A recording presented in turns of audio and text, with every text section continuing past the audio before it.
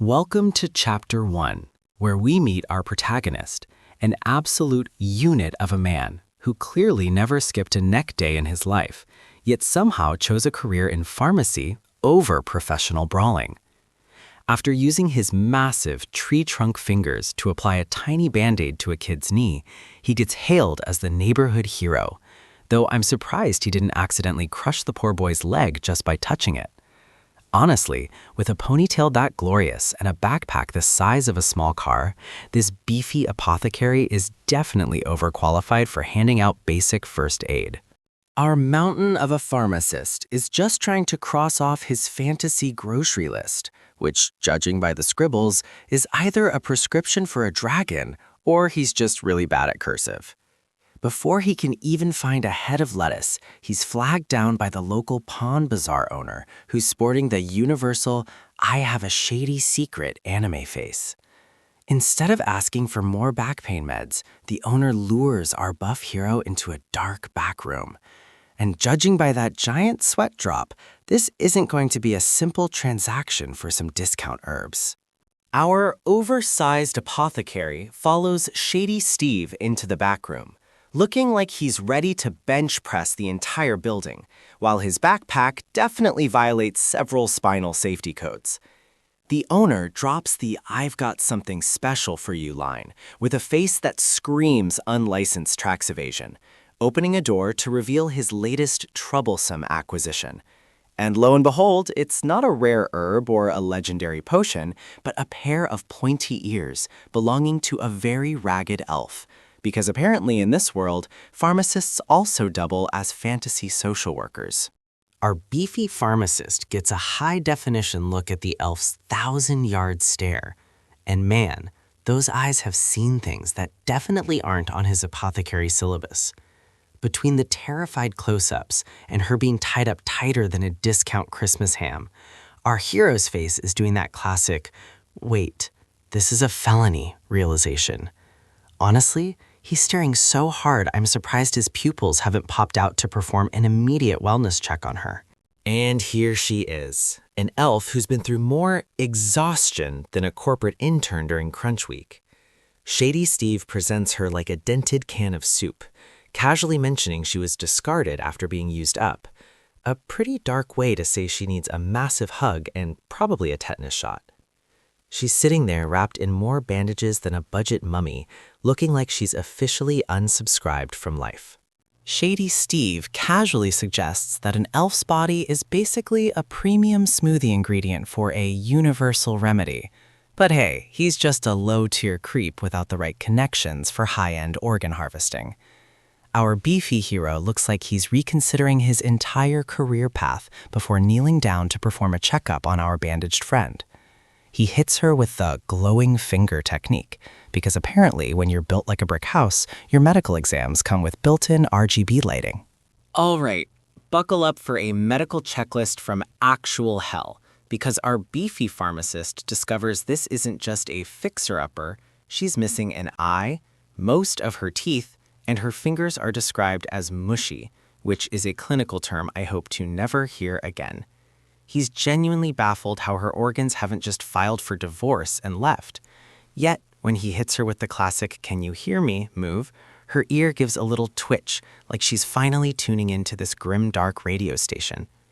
It turns out she's got more holes in her ears than eclairs at the mall, proving that despite the trauma conga line, someone is still home in that bandaged up shell. Our beefy hero realizes that if he doesn't step up, this poor elf is basically one bad Tuesday away from a permanent dirt nap. Just as he's processing the horror, she drops the ultimate tearjerker.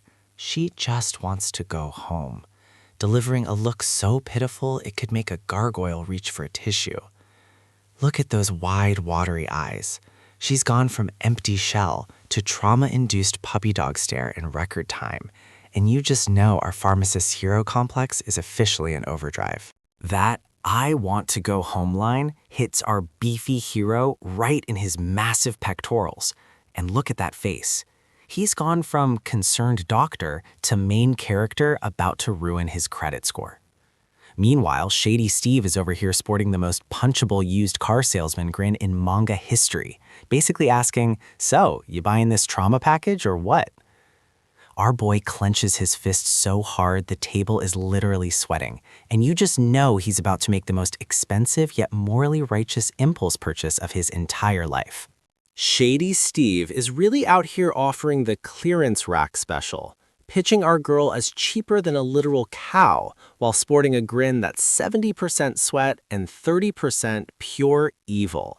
He basically tells our hero to buy her now or he'll find some other creep, because God forbid a dying elf ruins the aesthetic of his dusty-ass shop. Our beefy pharmacist is currently sporting enough facial shading to power a small gothic novel, and you can tell he's about 2 seconds away from turning Steve's business model into a pile of splinters. Our beefy pharmacist finally snaps, shouting, "I'll take her," with enough lung capacity to blow out a birthday cake 3 towns over.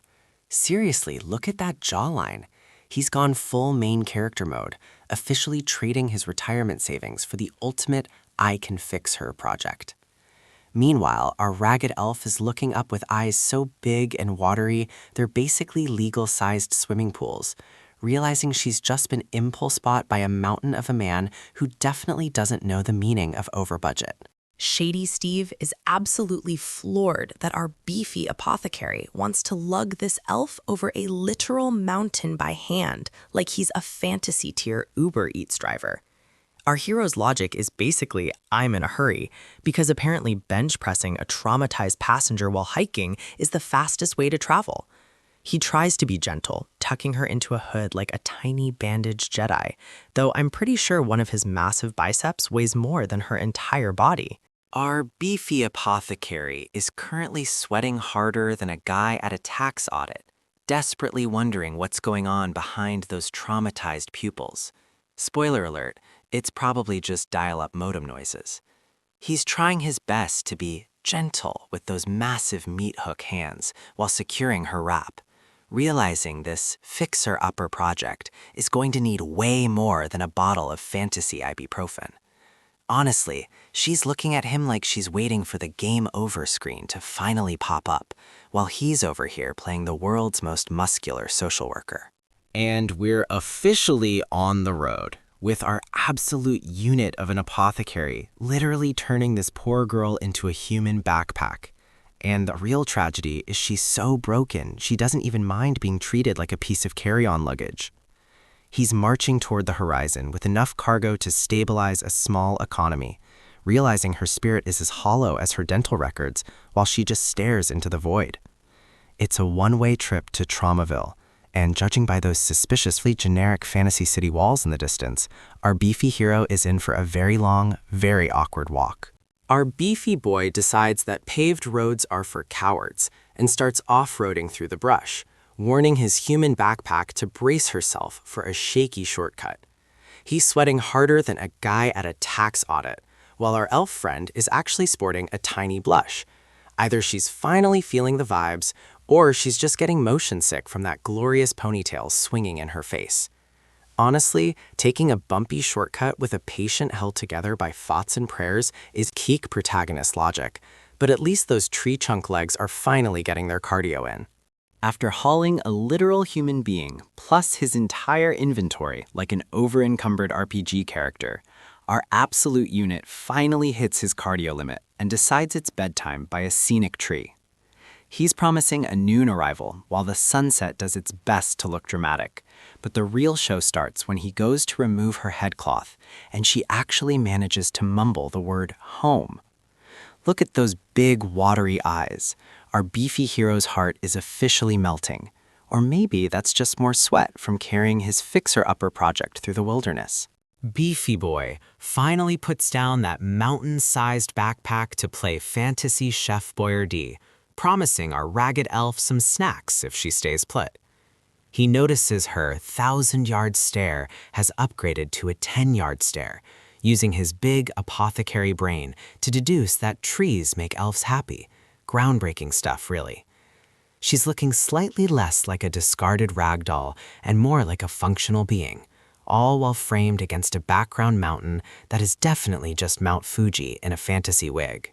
Beefy Boy is playing Fantasy Chef Boyardee, making sure the soup is soft enough for our toothless elf to actually swallow without a choking hazard. Look at her go.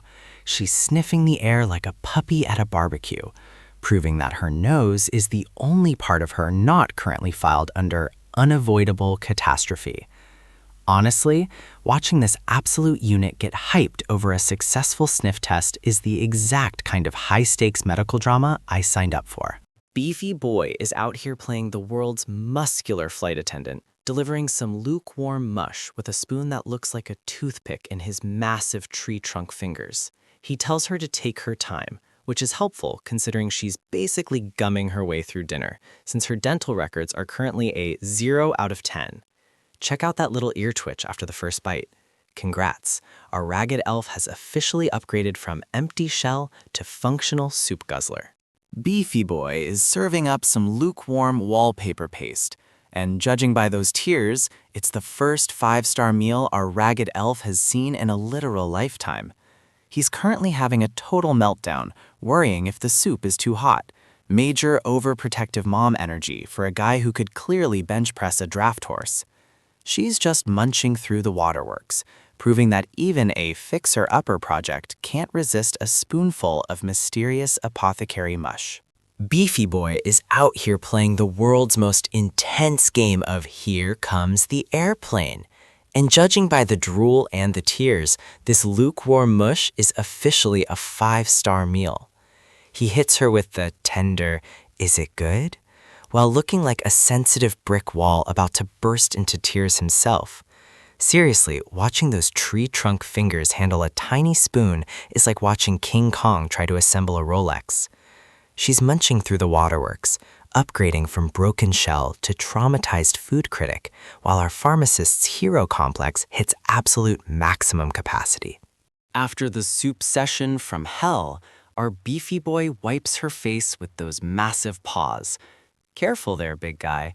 One wrong move and you're sanding off her chin. She drops a single cinematic tear, likely realizing that sleeping in a bush with a giant is still a major upgrade from her previous dental plan.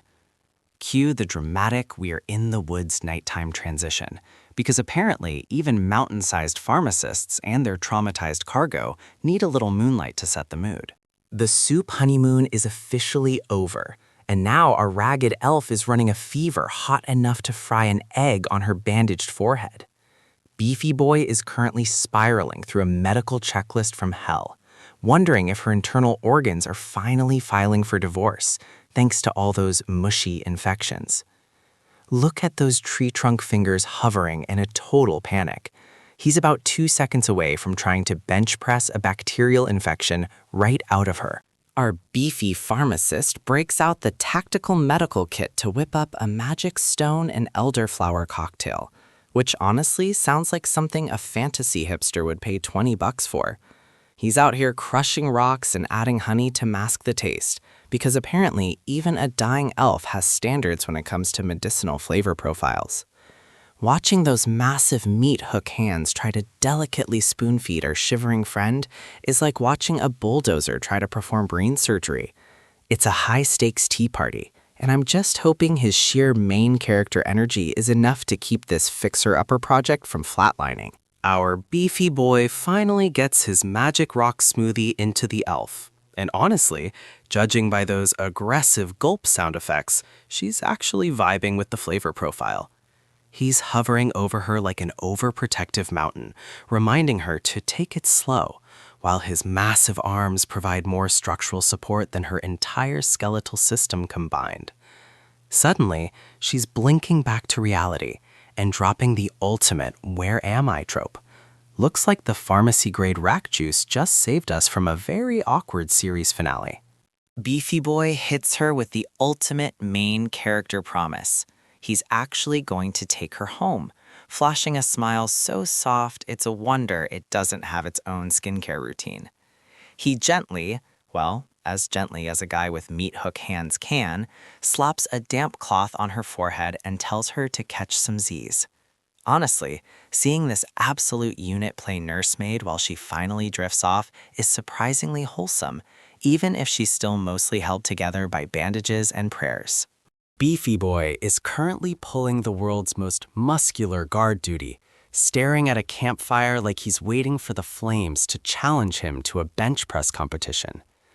Our ragged elf is finally catching some Z's, looking remarkably peaceful for someone whose medical history is currently a 0-star review on Yelp.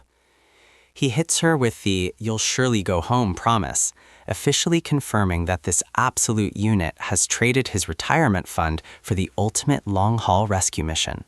Beefy Boy is having a midnight existential crisis, wondering if his "I'll take you home" promise was a bit overambitious for a guy whose medical degree probably came with a gym membership. He drops some heavy lore, admitting his race, the Artanos, are the ones who broke her, while the background shifts to show the 5 races who've been feuding for 80 years like a bitter fantasy HOA. It's a classic case of main character guilt, served up with a side of dramatic campfire lighting and enough generic war history to make a textbook blush. Beefy Boy is currently speedrunning a sociology degree, realizing Shady Steve didn't just have a punchable face, he genuinely didn't view our ragged elf as a human being. Our hero's eyes are doing that intense, main character epiphany glow as he questions if the rest of the world is really this heartless. He's staring so hard he'd think he's trying to bench press the very concept of prejudice, proving that his heart is somehow even bigger than those glorious tree trunk arms. Well, that wholesome campfire vibe didn't last long, because we've officially entered the trauma flashback zone. Suddenly, our Beefy Boy is being grabbed by more hands than a limited edition sneaker drop, while a literal skeleton pops out of the shadows to whisper "murderer" directly into his ear. Talk about a buzzkill. It turns out those massive biceps can't actually bench press away the ghosts of a messy race war. And just like that, the Wholesome suit party is crashed by a heavy metal album cover of a nightmare. Our beefy hero is currently being grabbed by more hands than a discount rack on Black Friday, while a chorus of weeping skeletons screams "murderer" directly into his soul. Honestly, those crying skulls are giving off major unpaid intern energy. But hey, nothing says protagonist trauma like a giant eyeball reflection and a sudden, jarring shift into a horror manga.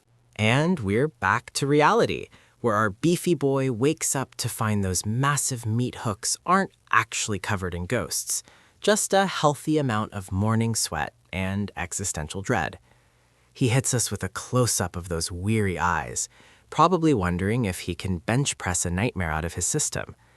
As the birds chirp their universal "you survive the night" signal, he realizes the horror show was all just a dream, though his bandaged project is still blissfully tucked in nearby. Rise and shine, because the birds are chirping and our Beefy Boy is already hovering over his patient like a shadow from a horror movie. Our ragged elf finally opens her eyes, and surprisingly, there's actually a spark in there instead of the usual dial-up modem noise. He hits her with a "good morning" and mentions he's gonna lift her up.